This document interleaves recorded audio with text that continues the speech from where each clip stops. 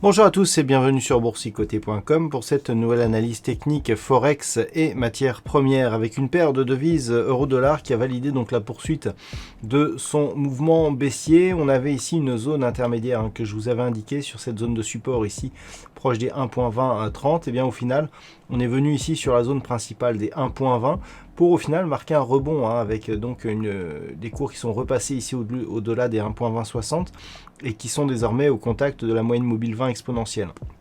Donc pour le moment, ce rebond n'est que technique.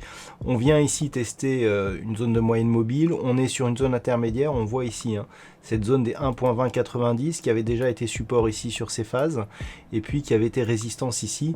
Donc là, tant que l'on reste ici sous cette zone intermédiaire, on peut considérer que le rebond reste technique et que l'on pourrait repartir à la baisse, même si on est repassé au-delà des 1.2060. Par contre, si on repasse ici au-dessus de cette zone, clairement, on pourra avoir une zone d'équilibrage ici entre cette zone des 1.2060 et cette zone des 1.2158. Donc pour l'instant, ça reste baissier, mais en cas de poursuite ici du mouvement très court terme, eh bien, on pourrait équilibrer la dynamique. Sur la paire de devises livre sterling contre dollar américain, nous avons une configuration qui sent le retournement. Alors, on le voit bien ici sur cette phase. Donc déjà, ce que l'on peut remarquer, c'est qu'on est venu à proximité ici de la zone des 1.3850 et qu'on commence ici à vouloir rebondir. Alors, c'est confirmé par une configuration ici en divergence haussière. On a ici des points bas sur l'indicateur qui sont haussiers, alors que nous avons des points bas baissiers ici sur les cours, et que par rapport à cette deuxième zone de points bas, on n'est pas venu ici attaquer la bande de Bollinger inférieure, donc on est quelque part sur un signal d'affaiblissement de cette impulsion ici baissière qui n'a pas été énormément suivie.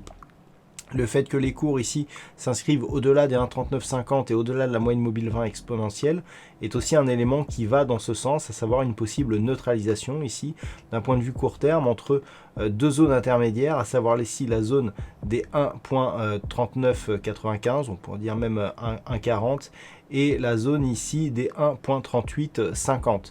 Donc c'est en train de se neutraliser. Si les cours repassent ici au-delà des 1.40, eh bien on aura comme objectif un retour possible sur cette zone des 1.4085 et en cas de rupture, eh bien une possible reprise de la dynamique haussière moyen terme qui est toujours en place, puisque si on regarde pour l'instant les points bas moyen terme qui s'inscrivent, eh bien on a toujours une petite ici évolution haussière. Sur l'or, là aussi, nous avons une configuration d'affaiblissement de la dynamique baissière. Alors, on avait eu une belle accélération ici. On avait validé le fait que sur le rebond technique, eh bien, la zone des 1760 $ l'once, qui était précédemment support ici, eh bien, était devenue résistance. On avait marqué ici un retour sur la zone des 1720, tentative de rupture, et puis au final, on rebondit.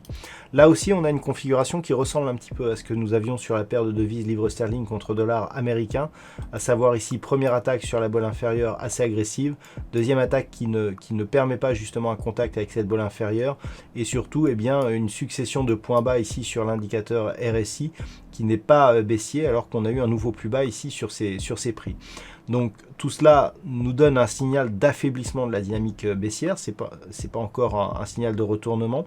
Ce retournement prendra un peu plus d'ampleur si on parvenait ici à repasser au-dessus de la moyenne mobile 20 exponentielle, mais surtout à casser ici à la hausse la zone des 1760 $ l'once. Donc ce sera les zones qu'il faudra surveiller. Par contre, si les cours reviennent ici sur la zone des 1720, là clairement on pourra avoir une reprise du mouvement baissier en direction de la prochaine zone de support qui se situe à 1675 $ l'once. Et puis enfin sur le WTI, eh bien, nous avons une configuration qui est en train de se neutraliser. On avait eu ce point haut significatif ici, proche des 64 $ le baril. On s'attendait à ce que la zone ici des 61 $ le baril soit confirmée en tant que support, mais ça n'a pas été le cas.